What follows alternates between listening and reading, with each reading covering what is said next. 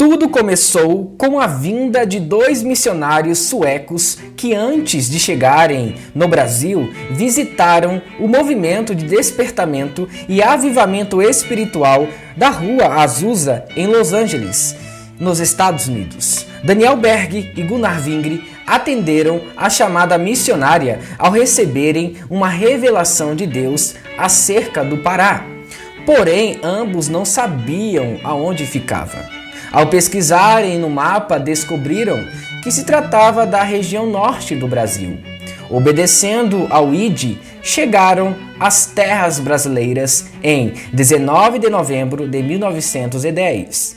A princípio, reuniram-se com as igrejas batistas aqui já instaladas. Mas, como traziam na bagagem a doutrina pentecostal do batismo no Espírito Santo com a evidência do falar em línguas, não demorou muito para acontecer o batismo no Espírito Santo. Porém, muitos membros daquela igreja, que não aceitando a nova doutrina, decidiram-se desligar-se da comunhão dos crentes que se uniram aos missionários. Entre eles, a irmã Celina Albuquerque, que na madrugada de 2 de junho de 1911 recebeu o batismo no Espírito Santo e começou a falar em línguas. Ela foi a primeira crente da Igreja Batista de Belém a ser batizada. Logo, outros foram batizados também. Um total de 13 membros deixou a Igreja Batista em Belém do Pará para juntar-se aos missionários e fundaram, em 18 de junho de 1911, a Igreja Missão da Fé Apostólica. Muitos estavam curiosos para conhecerem a nova doutrina. Houve rejeição de alguns irmãos, mas muitos abraçaram a doutrina porque viam nas páginas da Bíblia a confirmação do que era pregado e ensinado pelos missionários estrangeiros. A essa altura, as reuniões de oração, que no início acontecia na residência dos missionários, passaram a acontecer na residência da irmã Celina de Albuquerque.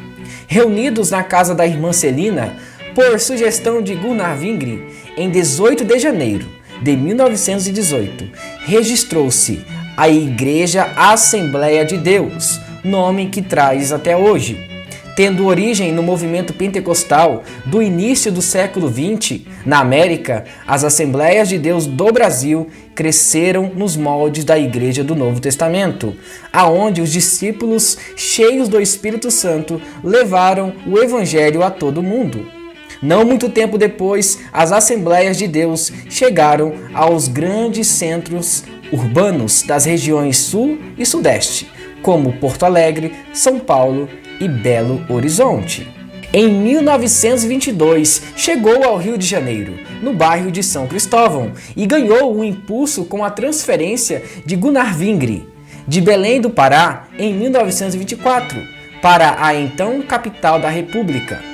Desde então, em 1930, quando se realizou a primeira Convenção Geral dos Pastores na cidade de Natal, Rio Grande do Norte, as Assembleias de Deus no Brasil passaram a ter autonomia interna, sendo administrada exclusivamente pelos pastores residentes no Brasil. A partir de 1936, a Igreja passou a ter maior colaboração das Assembleias de Deus nos Estados Unidos através dos missionários enviados ao país, aos quais se envolveram de forma mais direta com a estruturação teológica da denominação. As Assembleias de Deus continuam crescendo com a sua doutrina pentecostal. Sendo assim, muito obrigado por assistir esse vídeo até o final.